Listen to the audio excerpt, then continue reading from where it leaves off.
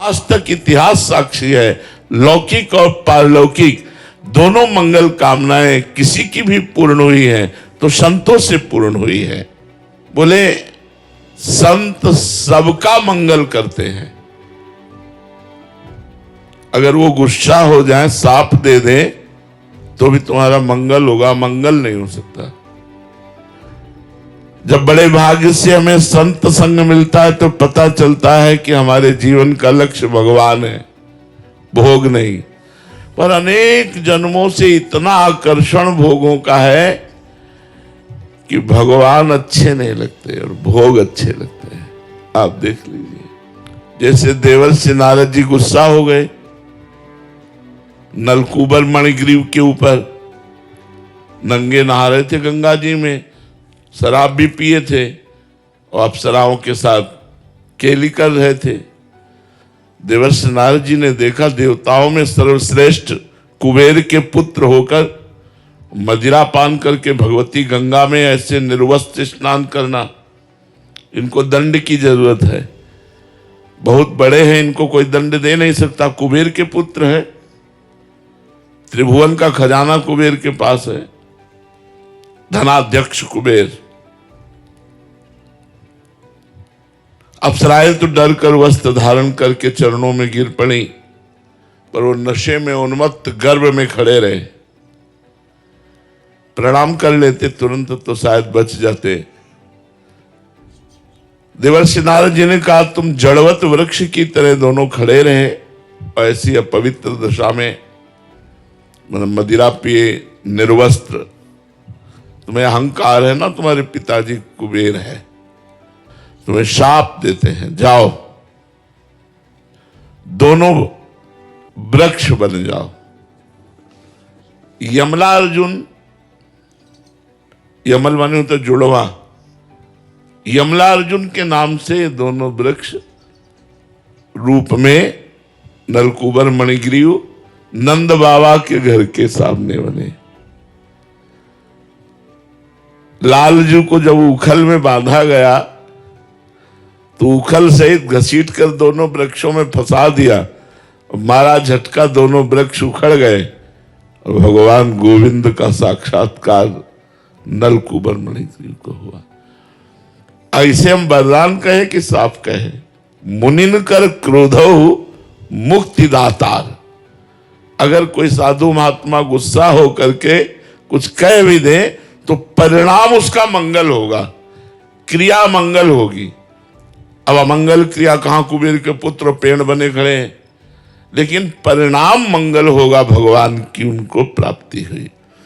तो संत का संग सबका मंगल करता है। केवल इतनी ही बात नहीं, संतों में भगवान के भजन से ऐसी शक्ति आ जाती है कि उनका संस्पर्श जिसको हो गया उसको मालूम भी नहीं चलेगा और उसको भगवत प्राप्ति हो जाएगी। इतनी बड़ी महिमा है। संस्पर्श दो प्रकार से होता है। एक होता है वाणी से, हमारी वाणी गई और आपके हृदय को छू गई, और एक होता है दृष्टि संकल्प, हमारी दृष्टि गई और संकल्प बना। तो दोनों संस्पर्श से निश्चित भगवत प्राप्ति हो जाती है। संत का मिलना बड़ा दुर्लभ है। महत् संगस्तु दुर्लभो, देवर्षि नारद जी ने कहा, महापुरुषों का संग मिलना बड़ा दुर्लभ है। संत को ना पहचान करके यदि हम उनकी सेवा, उनकी आज्ञा का पालन करें तो कल्याण हो जाएगा। अगर पहचान कर करें तो बहुत जल्दी भगवत प्रेम की प्राप्ति हो जाएगी। बस संत की अवज्ञा ना करे, अवज्ञा माने उनका अनादर ना करे। भले तुम्हारी पहचान में नहीं आ रहे, किसी बात को देखकर, गुण दोष को देखकर उनका अनादर न करे। वो भगवान के पार्षद हैं, जिस समय कृपा उनकी उदय होगी तब आप पहचान पाओगे ये क्या है, नहीं तो बाहरी लक्षणों से पहचानना बड़ा कठिन हो सकता है। जब हम संत संग करते हैं तो हमारे सामने माया एक रचना रचती है, भोगों का प्रलोभन सामने रखती है और भक्ति भगवान को सामने रखती है। दोनों भगवान की प्रिया है। भक्ति प्रिय माधवा, मायापति मम माया दुरतया। भगवान मायापति भी है और भक्तिपति भी है। भक्ति भगवान को सामने रखती है और माया भोगों को सामने रखती है। भगवान में मन लगाना साधना है, लेकिन कृष्णमय मन हो जाना मन मनस का, कृष्णमय प्राण हो जाना, प्राण कृष्ण का चिंतन करते हुए जब मन निरंतर हर श्वास में, तो मत प्राणा हो जाता है, कृष्ण प्राणा हो जाता है। गोपिका जी कहती हैं कान भय प्राण में और प्राण भय कान में, ही में न जानी परे कान है कि प्राण है। प्राण ही कृष्ण हो गए या कृष्ण ही प्राण हो गए।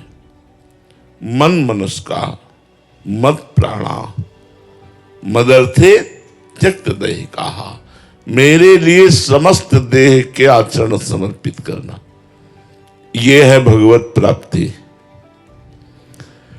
भगवत प्राप्ति का स्वरूप क्या है? भगवान में मन हो जाना, भगवान में प्राण हो जाना और देह के समस्त आचरण समस्त विलास केवल भगवान के लिए। अब बोले इसका साधन क्या है? तो बोले संत।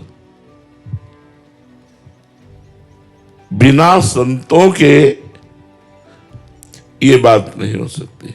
अगर संत संग नहीं मिला तो मन मनस का मत प्राणा मदर्थे त्यक्त देहि कहा, ये स्थिति नहीं आ सकती। इसलिए कहा है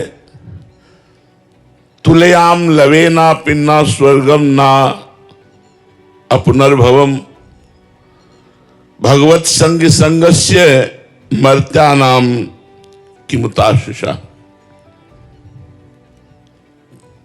तुलना नहीं की जा सकती संत संग से, मोक्ष सुख की भी, स्वर्ग सुख की भी और मृत्युलोक के सुख की भी। अगर ये तीनों सुख मिला दिए जाए तो भी संत सुख के बराबर नहीं। जो भगवत प्रेमी महात्माओं का संग है उसके बराबर नहीं। तात स्वर्ग अपवर्ग सुख धरी तुला एक अंग, तूल नताय सकल मिली जो सुख लव सत्संग। लव मात्र क्षण मात्र के सत्संग से जो हमें लाभ मिलता है वो और कहीं किसी से नहीं मिल सकता। संत का स्वभाव होता है सबका मंगल करना।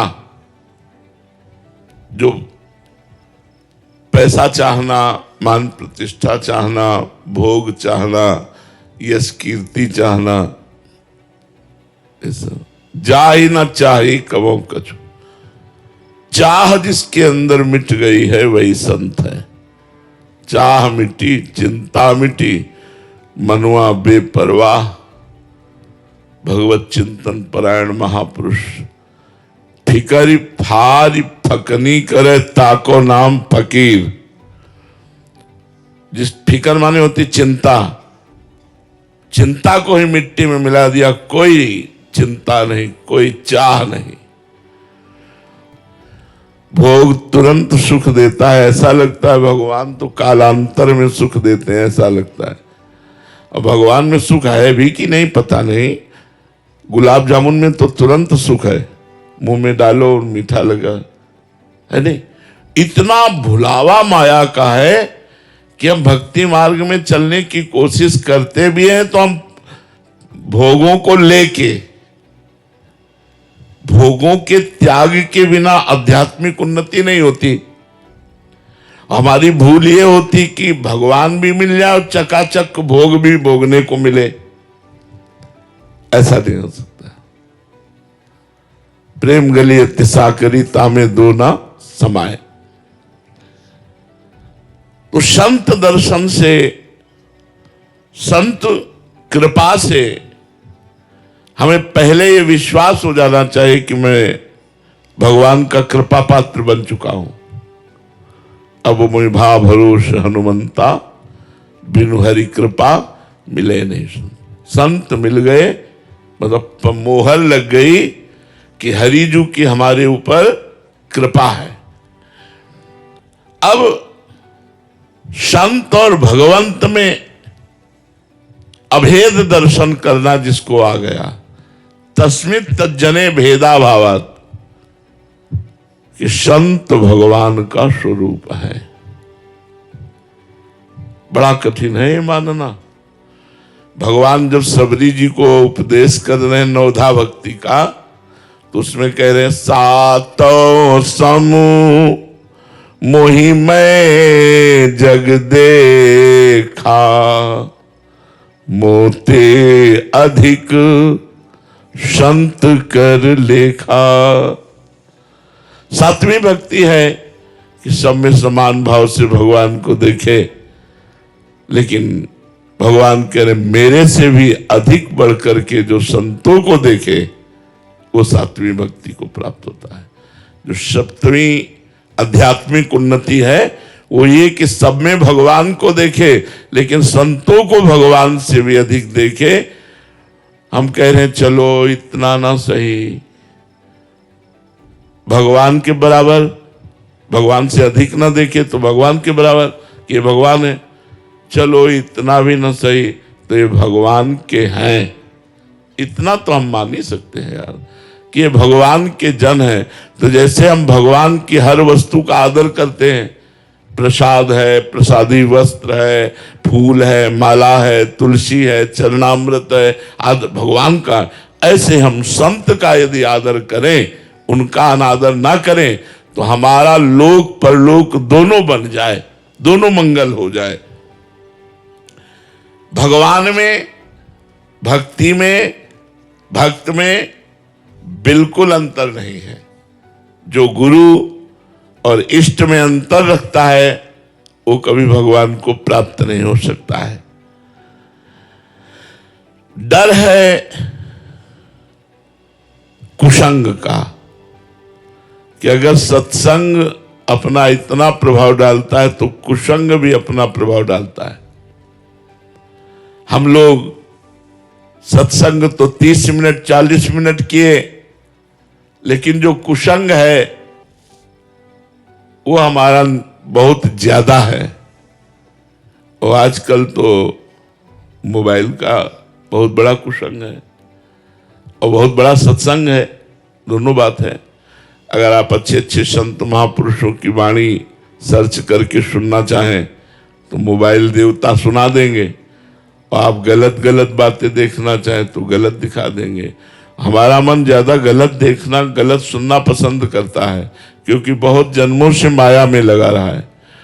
व्यक्ति का कुसंग, मोबाइल का कुसंग, अगर हम अंदर से समझ करके अपने को बचा ले जाएं तो संत संग का लाभ प्राप्त हो।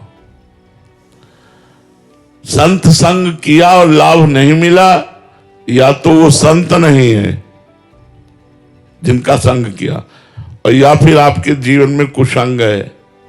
बाहरी कुसंग, आंतरिक कुसंग, दोनों कुसंगों का यदि त्याग कर दे तो संत संग से लौकिक पारलौकिक दोनों सिद्धियां प्राप्त हो जाती है।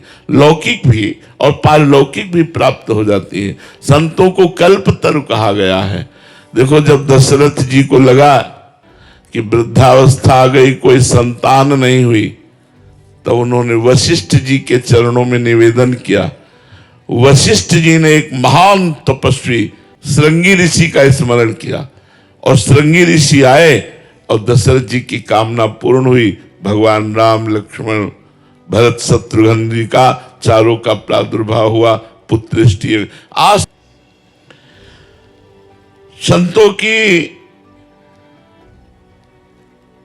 एक अद्भुत महिमा है कि उनमें ऐसे परमाणु होते हैं कि आपको नाम जपना अच्छा लगने लगेगा, आपको भगवान की कथा अच्छी लगने लगेगी, आपको बुरे आचरण चुभने लगेंगे। जैसे आप बैठे हो तो आपको अपनी स्मृति में आ गए, आज से हम ये नशा नहीं करेंगे, आज से हम ये गलत का अपने आप आने लगेगा। सत्संग का प्रभाव है कि अपने आप आपके गलत आचरण आपको चुभने लगेंगे और अच्छे आचरण करने की आपके अंदर इच्छा होने लगेगी कि आज से मैं नाम जप करूंगा, आज से मैं सत्संग सुनूंगा, आज से मैं भगवान की कथा सुनूंगा। संतों का अवगाहन करना सब तीर्थों से भी बढ़कर, तीर्थी कुर्वन्ति तीर्थानि, संत जन तीर्थों को भी तीर्थत्व प्रदान करते हैं क्योंकि नाम जब चलता रहता है। एक बार भगीरथ जी ने जब गंगा जी को प्रसन्न किया तो गंगा जी मृत्यु लोक में आने के लिए तैयार हुई ब्रह्मलोक से। भागीरथ से कहा कि जब मैं ब्रह्मलोक से गिरूंगी तो सीधे रसातल पहुंच जाऊंगी, मृत्यु लोक में बीच में रोकेगा कौन? पहली समस्या। और दूसरी समस्या है मृत्यु लोक के पापी लोग हमारे में स्नान करेंगे तो सारे पाप हम में हो जाएंगे, तो हम निष्पाप कैसे होंगी? तो भागीरथ जी ने तपस्या करके भूत भावन भगवान शंकर को प्रसन्न किया और कहा गंगा जी को आप रोकिए। कहा रोक लेंगे, ब्रह्मलोक से गंगा जी आएंगे, उनको रोक लेंगे। फिर उपाय पूछा भगवान से कि गंगा जी निष्पाप कैसे होंगी? तो उनका जो साधु निरपेक्ष है, किसी से आशा नहीं रखते और निरंतर भजन परायण है, एकमात्र भगवान के आश्रित हैं, वो संत जब तुम में स्नान करेंगे तो गंगा निष्पाप हो जाएंगी। जब गंगा जी ब्रह्मलोक से नीचे की तरफ उतरी तो अपनी जटाएं खोल दी भगवान शंकर ने। आओ, हरि का चरणामृत है ना, निगाह से भी रोक सकते थे, नेत्र से भी ऐसे भी रोक सकते थे, लेकिन जटाएं खोल। जटा कटा संभ्रमम भ्रमण नीलंप निर्झरी विलोलवी चिवल्लरी विराजमान मूर्धनी, बांध दिया। भागीरथ जी ने कहा खोलो, तो वहां से लाए ब्रह्मलोक से और तो आप अपनी जटाओं में ही रोक लिया। तब 3 धाराएं प्रकट हुई। जो देवता लोग जिसमें स्नान करते हैं देव गंगा जिसे कहते हैं अलकनंदा, मनुष्य जिसमें स्नान करते हैं वो भागीरथी, और नीचे के लोग के जिसमें स्नान करते हैं वो मंदाकिनी। अलकनंदा, भागीरथी और मंदाकिनी के रूप में गंगा जी प्रकाशित हुई। तो जो संत भगवान के निरंतर भजन में लगे हैं वो जब गंगा जी को स्पर्श करते हैं तो निष्पाप हो जाती। जब गंगा निष्पाप हो जाती तो हम पापी जन क्यों नहीं निष्पाप हो जाएंगे? संतों के संग से।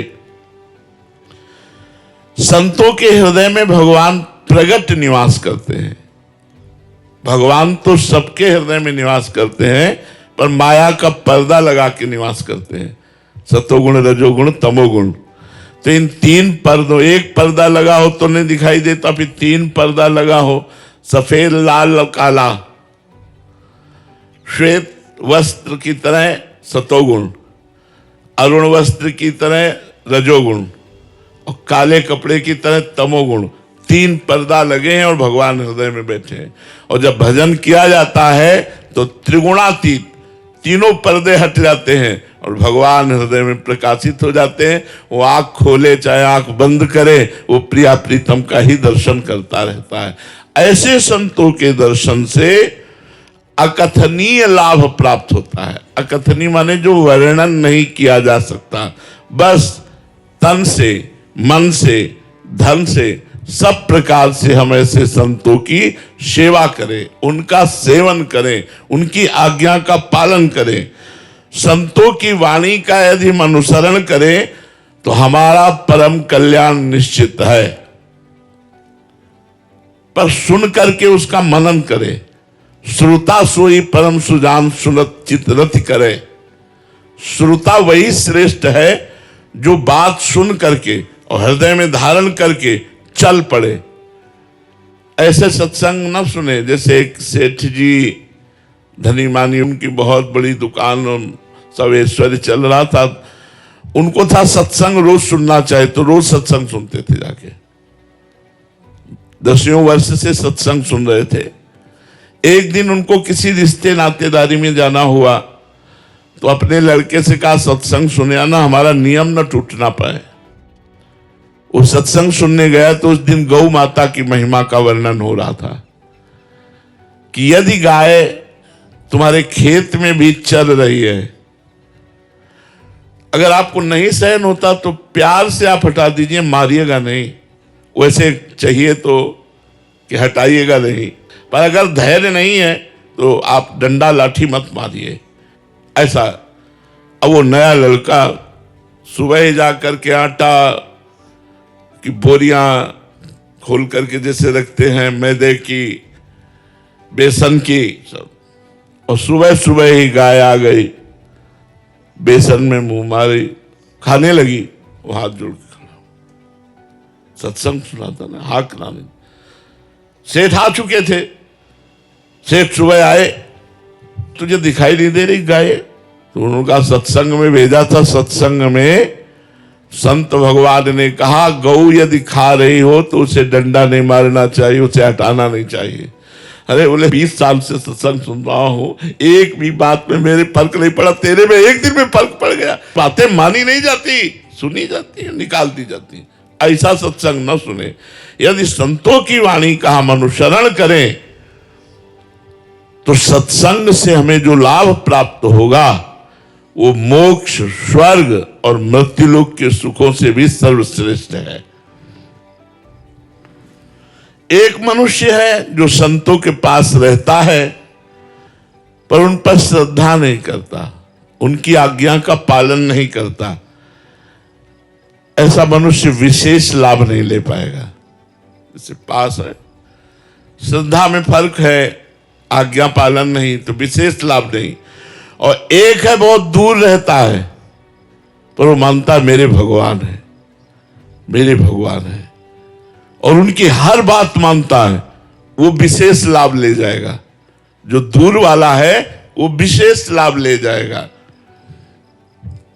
मनुष्य को अपनी बुराइयों से विजय प्राप्त करके और अच्छाइयों पर कदम रख करके चलने का जो बल मिलता है वो संत से मिलता है।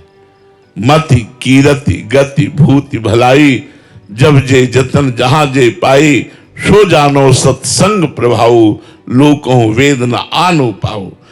गति मति कीर्ति आज तक किसी को भी प्राप्त, बस समस्या ये है कि हम संत का अनादर कर देते हैं। बाणासुर भगवान शंकर को प्रसन्न किया, 1000 भुजाएं दे दी। अब 1000 दो भुजाओं में जब बल होता है तो लोग संभाले नहीं संभलते, फिर 1000 भुजाएं हो, 500 इधर 500 इधर, पर्वतों में जाकर रगड़ मारता तो पर्वत चूर हो जाते, कोई लड़ने वाला नहीं। तो भगवान शंकर के पास गए, बोले गुरु अब हमसे युद्ध करो, हमारी भुजाओं में खुजली हो रही। भगवान शंकर हंस दिए, हमारे द्वारा दिए हुए बल से मुझे ही ललकार रहा है, जा तेरी भुजाओं की खुजली मिटाने वाला आ गया है। तो भगवान श्री कृष्ण ने जब बाणासुर की पुत्री उषा को अनिरुद्ध जी से तो फिर काटा, सब भुजाएं काटी, 4 भुजाएं क्यों नहीं। शास्त्राबाहु अर्जुन संत भगवान अवधूत शिरोमणि दत्तात्रेय जी की आराधना की, संग किया, उसको ऐसा आशीर्वाद दिया 80,000 वर्ष तक जवान रहकर विषयों का भोग भोगा, मदान्ध हो गया। संत से मिली शक्ति के द्वारा संत का ही अपमान किया, जमदग्नि ऋषि के आश्रम से जबरदस्ती कामधेनु गाय हटा दी, और जब रोका तो उपद्रव मचाया, यहां तक कि जमदग्नि जी का गला काट लिया। संत अनादर भगवान परशुराम ने काट कर फेंक दिया, पूरे परिवार को, है वंश को मिटा दिया। 21 बार पूरे भूमंडल में ऐसे अत्याचारियों को घूम घूम कर काटा भगवान परशुराम जी ने। संत से ही उन्नति होती है, और संत का अनादर कर देने पर अवनति हो जाती है। यदि हम संत का अनादर ना करें और संत का सदैव आदर करें तो इतने मात्र से भगवत प्राप्ति हो जाएगी। संत संग जो है अपवर्ग कर, कामी भव कर पंथ, संत का संग सीधे मोक्ष प्राप्ति कराता है। आज तक इतिहास साक्षी है, लौकिक और पारलौकिक दोनों मंगल कामनाएं किसी की भी पूर्ण हुई हैं तो संतों से पूर्ण हुई है।